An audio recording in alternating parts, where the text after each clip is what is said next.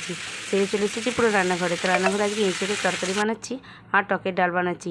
কি করব, আম নেই, তাই আমচুর দিয়ে টকের ডাল হবে। কে কে আমচুর দিয়ে টকের ডাল খেয়েছো আমাকে জানাবে কিন্তু কমেন্টে অবশ্যই। তো তারপরে এদিকে রান্না করতে করতে তারপর মনে হলো পুজোটাকে দিয়ে চলে আসি, অনেকটা লেট হয়ে গেছে, তাই পুজো দিতে চলে এলাম। তো সুন্দর করে একটু বসে পুজোটা দিয়ে দিচ্ছি আমি।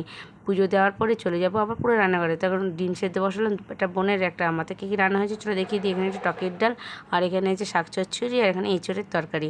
তো আমি টিফিন খেয়ে বেরিয়ে পড়েছি কাজে। আর বাইরে বেরিয়ে দেখছি রোদ্দুরটা যেন পুরো আমাকে খেতে আসছে, এত রোদ্দুর।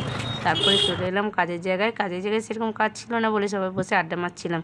তারপরে 1টা বেজে গেল, সবাই টিফিন নিয়ে বসে পড়েছি খেতে। আর আমাদের তো 1টার সময় টিফিন হয়।